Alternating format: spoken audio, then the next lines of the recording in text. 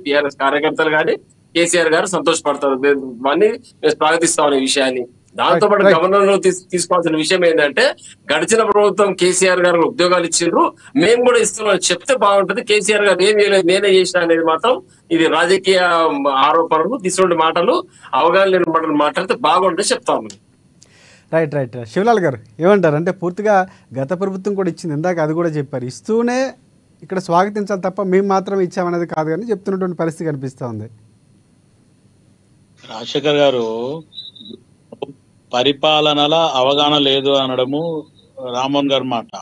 పరిపాలన అవగాహన లేకున్నా ఈరోజు 9 నెలల్లో ఇన్ని మార్పులు తీసుకొచ్చినామంటే ఊరికేనే. ఇప్పుడు ఇదే కేసీఆర్ కి కూడా మొత్తానికి కాంగ్రెస్ పార్టీ కదా రాజకీయ భిక్ష పెట్టింది కూడా. ఇప్పుడు కేసీఆర్ ఆలోచించిన విధానంలో కేసీఆర్ స్వయాన చెప్పడం జరిగింది, సోనియా గాంధీ దయ వల్లనే ఈరోజు తెలంగాణ వచ్చింది అనేది. తెలంగాణలో 2 ఎంపీలల్లా అన్నా శివన, సోనియా గాంధీ దేవాల తెలంగాణ రాలేదు, ఉద్యమం చేసి తెలంగాణ వచ్చింది. రామ్మోహన్ గారు విషయం పార్లమెంట్ అసెంబ్లీ సాక్షిగానే దానికి సంబంధించి తీర్మానం చేసినప్పుడు కూడా కృతజ్ఞత చెప్పారు. అది నేను చెప్పారు. వారితో పాటు కుటుంబ సమేతంగా కేసీఆర్ గారు కుటుంబ సమేతంగా వెళ్ళి కృతజ్ఞత కూడా చెప్పారు సోనియా గాంధీ గారికి. రామాబాయ్ అప్పుడు ఉన్నారు మీరు ఇద్దరు ఎంపీలల్లా కేసీఆర్ అసలు పార్లమెంట్ లోనే లేడు. ఒక ఆమె హీరోయిన్ పేరు ఆమెది విజయశాంతి తప్ప, కాంగ్రెస్ ఎంపీలు తప్ప కేసీఆర్ తరఫున ఇంకెవరు లేరు ఉద్యమంలో. ఆయన సరే ముందుకు పోయిండు, ఆ ఉద్యమంలో అందరినీ రెచ్చగొట్టిండు, మనం కూడా దానికి సంతోషించినాం. పార్టీలకు అతీతంగా మొత్తానికి ఉస్మానియా యూనివర్సిటీ అనుకోండి, సకల జనులు అనుకోండి, శివలాల్ గారు అది ఆల్రెడీ సాధించుకున్నటువంటిది. దానికోసం మళ్ళీ మనం మాట్లాడుకుంటే మాటలకు వద్దాం. అంటే నేను ఎందుకు చెప్తున్నానంటే రామ్మోహన్ గారు మాట్లాడిన మాటకి నేను ఇది చెప్తున్నాను. ఎందుకంటే పరిపాలన కాంగ్రెస్ పార్టీలో ఒక సాధారణమైన నాయకుడి నుంచి కరుడు కట్టిన నాయకులు ఎవరైనా సరే ముఖ్యమంత్రి స్థాయిలో ఏం చేయొచ్చు అనేది ఆ అనుభవం ఉంటది. నేను గతంలో కూడా మనం ఇట్లనే మాటలో ఎక్కడో చెప్పిన, రేపు నన్ను తీసుకుపోయి కూడా ఆడ కూర్చుని పెడితే కాంగ్రెస్ పార్టీ ఆడ నేర్పించేస్తుంది. ఎందుకంటే ఆ అనుభవం ఉన్న పార్టీ, 130 సంవత్సరాలు దాటిపోయిన పార్టీ ఈరోజు మొత్తానికి నాయకులు సరిగ్గా లేరు అంటే నడవదు. ఒకటి ఏంటంటే కాంగ్రెస్ పార్టీలో ఈరోజు కలిసికట్టుగానే పోతున్నారు, ఎక్కడ విభేదాలు లేవు. రేవంత్ రెడ్డి సీఎం గా ఒక్కోడేం లేడు. మొత్తానికి మంత్రి వర్గాన్ని కూడా ఎక్కడికక్కడ ఎవరు బాధ్యతలు వాళ్ళకి ఇవ్వడం జరిగింది. ఎవరు మినిస్ట్రీని వాళ్ళు రివ్యూ మీటింగ్ చేసుకుంటున్నారు. ఈరోజు గత ప్రభుత్వం 10 సంవత్సరాలు ఒక్కరు కూడా మాట్లాడలే. ఈ రోజు ఇంత మాట్లాడుతున్నా రామ్మోహన్ భాయ్ తీసుకుపోయి ఎప్పుడో ఎక్కడో ఒక దగ్గర చైర్మన్ ఇంకేదో చేయాల్సింది. ఆయన పార్టీ గురించి ఇప్పుడు కూడా పాకులాడుతుండు, ఇంకా మళ్ళీ ఇంకా ఆశిస్తుండు. మళ్ళీ 5 ఏళ్ల తర్వాత మళ్ళీ మా ప్రభుత్వం. శివలాల్ గారు ఇప్పుడు ఏం జరుగుతుందో చెప్పలేము, రేపు పొద్దున మీ మాట చాలా. అయితే ఒకటేమంటే రాజశేఖర్ గారు, ఈ రోజు కేసీఆర్ గారే డైరెక్ట్ గా నన్ను గెలిపిస్తే రాజ్యం వెళ్తా, గెలిపకపోతే ఫామ్ హౌస్ లో వండుకుంటాను. కేసీఆర్ రిటైర్మెంట్ తీసుకుండు. ఆల్రెడీ ప్రజలు ఆ తీర్పిచ్చేసిండు, నువ్వు ఫామ్ హౌస్ లో వండుకోమని. ఇంకా మళ్ళీ కేసీఆర్ వస్తాడో సస్తుడు అనేది అది మర్చిపోవాలి మనం. ఎందుకంటే కేసీఆర్ ఈ పార్టీకి ఇన్ని అంశాల మీద జరుగుతున్నాయి. హైడ్రా అనుకోండి, లేకపోతే కాళేశ్వరం అనుకోండి, లేకపోతే ఫోన్ ట్యాపింగ్ అనుకోండి, ఒక్కసారి కూడా బయటికి రాలే. ఖాళీ అసెంబ్లీకి వచ్చి ఒక అటెండెన్స్ వేసుకొని పోయిండు. ఎందుకంటే శివలాల్ గారు సింహం నిద్రపోతుంది. బీఆర్ఎస్ పార్టీ వర్షన్ ఇది. బీఆర్ఎస్ పార్టీ సమయం వచ్చినప్పుడు వస్తుందని చెప్తున్నారు. అటెండెన్స్ వేసుకొని పోయిండు. సమయం వచ్చినప్పుడు ఆల్రెడీ చిరుత వేటాడుతుంది కేటీఆర్, కానీ సమయం వచ్చినప్పుడు వస్తుందని చెప్తున్నారు బీఆర్ఎస్ పార్టీకి సంబంధించినటువంటి వాళ్ళు. మొన్న లాస్ట్ టైం కూడా అన్నారు, కవిత బయటికి వచ్చింది, ఇక పెద్ద పులి బయటికి వస్తాడు, పెద్ద పులి బయటకు వస్తాడు అంటే అమ్మ పులి వచ్చేలాగా అయిపోయింది రాజశేఖర్ గారు.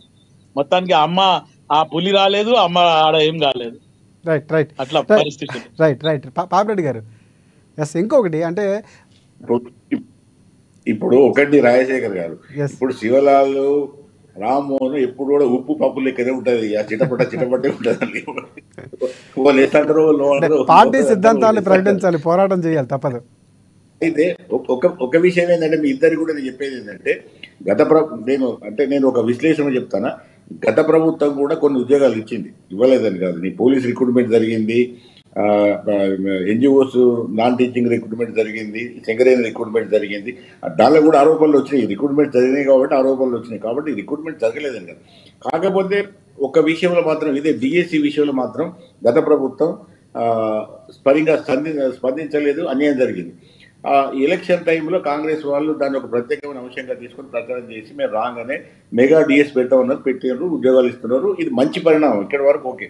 అయితే ఒకటేంటంటే ఇక్కడ మీరు కరెక్టా వాళ్ళు కరెక్టా ఏదని కాకుండా, ఒకటేంటంటే మనం అందరం కూడా కోరుకోవాల్సింది ఏంటంటే తెలంగాణ బాగుండాలి, తెలంగాణ సమాజం బాగుపడాలి.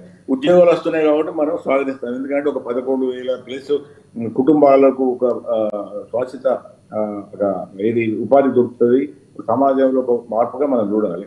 రెండో వైపు ఇంకా ఏవైతే కాలేజీలు ఉన్నాయో అవి నింపమని కూడా వాళ్ళని అడగాలి. అన్ని విషయాలు కూడా మంచిగా ఏది అయితే ఉపయోగపడుతుంది, ప్రజలకు ఏది మంచి జరుగుతుంది, రాష్ట్రానికి ఏది మేలు జరుగుతుందో అది ప్రభుత్వం చేస్తే తప్పకుండా స్వాగతిస్తాం.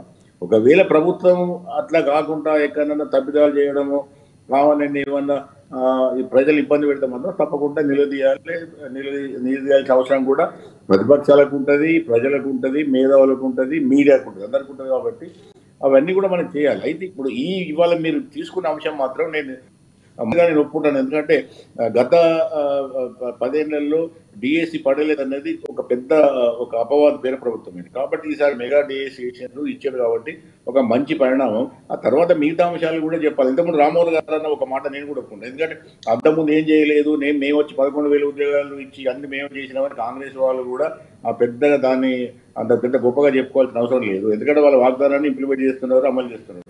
అట్లాగే మిగతా అంతకుముందు కొన్ని చేసేది, కొన్ని చేయలేదు టీఆర్ఎస్ ప్రభుత్వం.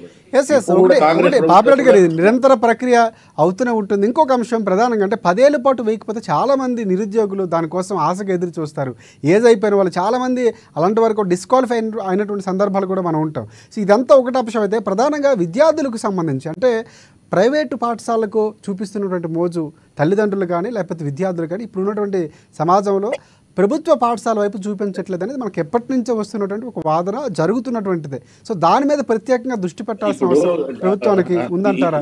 ఈ విషయంలో రాజశేఖర్ గారు ఒక విషయం నేను చెప్తా. ఇప్పుడు విద్యా విషయంలో ఏం జరుగుతుందంటే దురదృష్టవశాత్తు ఈ గత 2 సంవత్సరాల కింది వరకు కూడా 50% కన్నా ఎక్కువ విద్యార్థులు స్కూల్ ఎడ్యుకేషన్లో గవర్నమెంట్ స్కూళ్ళకు పోయేవాళ్ళు.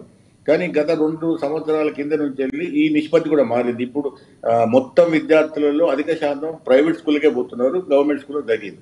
అయితే దీని మీద మేము అనేకమైన రిపోర్ట్స్ ఇవ్వడం జరిగింది, అధ్యయనాలు కూడా చేయడం జరిగింది. అయితే సమస్య ఏం జరుగుతుందంటే ఇక్కడ ఈ ప్రభుత్వ పాఠశాలల్లో కానీ స్కూళ్ళ మీద ముఖ్యంగా పేరెంట్స్ యొక్క విశ్వాసం పోయింది. గవర్నమెంట్ స్కూల్స్ పంపడం అంటేనే పిల్లలను పంపడం అనేది తల్లిదండ్రులు ఇష్టపడడం లేదు. దానికి అనేకమైన కారణాలు ఉన్నాయి. అయితే ఒక విషయం ఏంటంటే ఇప్పటికైనా కూడా కాంగ్రెస్ ప్రభుత్వం మీరు సిద్ధంతో పూనుకొని ఏ విధంగా ప్రభుత్వ పాఠశాలలు ఇప్పుడు మెగా ఇచ్చారు, 11,000 మంది టీచర్స్ కూడా జాబ్స్ ఆర్డర్స్ ఇస్తారు.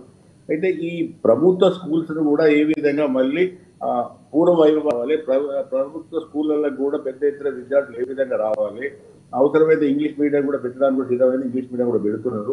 అనేకమైన ఏవైతే ఇప్పుడు మార్పులు వస్తున్నాయో ప్రపంచం మీద కానీ విద్యారంగంలో వస్తున్న మార్పులను కూడా ప్రభుత్వ స్కూళ్ళల్లో కూడా తీసుకొచ్చి ప్రభుత్వ స్కూళ్ళల్లో వ్యవస్థాపన, ముఖ్యంగా నేను చాలా స్కూళ్ళలో చూసినప్పుడు ఇవి టాయిలెట్స్ లేవు సరైన. ఆడపిల్లలు 10th చదువుకునే ఆడపిల్లలకు కూడా సరైన ఈ టాయిలెట్స్ లేని ఊళ్ళలో ఉన్నాయి. దీనికి అన్ని ప్రభుత్వాలు కూడా బాధ్యత వహించాల్సింది. ఏ ఒక ప్రభుత్వం మీద కూడా నేను తప్పు ఒప్పుకోలేను. కానీ ప్రభుత్వాలు చేయాల్సినంత చేయలేదు కాబట్టి ఈ ఇన్ఫ్రాస్ట్రక్చర్ కూడా సరిగ్గా లేదు. ఇవన్నిటిని కూడా మొత్తం ఒక సమగ్ర దృక్పథంతో ప్రభుత్వ స్కూళ్లను విద్యను అందుబాటులోకి తీసుకొస్తే 2 విధాలుగా మేలు జరుగుతుంది. ఒకటి ఏంటంటే ఈ తల్లిదండ్రులకు ఆర్థిక భారం తగ్గుతుంది. గవర్నమెంట్ స్కూళ్ళలో ఇప్పుడు ఎందుకంటే గవర్నమెంట్ స్కూళ్ళలో హైలీ క్వాలిఫైడ్ టీచర్స్ ఉన్నారండి, మంచి మెరిట్ అండ్ క్వాలిఫైడ్ టీచర్స్ ఉన్నారు, బిల్డింగ్స్ ఉన్నాయి, కొన్ని చిన్న వ్యవస్థాపనలు లేవు, మరుగుదొడ్లు లేకపోతే ఇవి మన కాంపౌండ్స్ ఇటువంటి కొన్ని లేవు. కానీ మొత్తం అవన్నీ చేయగలిగితే ఈ గవర్నమెంట్ స్కూల్స్ కూడా బాగా ఉంటాయి. దాంతో ఏమైందంటే ఒక ప్రభుత్వానికి మంచి పేరు లేదు, కాంగ్రెస్ పార్టీ ఇక్కడ టీఆర్ఎస్ పార్టీ అని కాదు, అది సమాజానికి లాభపడుతుంది. సమాజానికి లాభపడుతుంది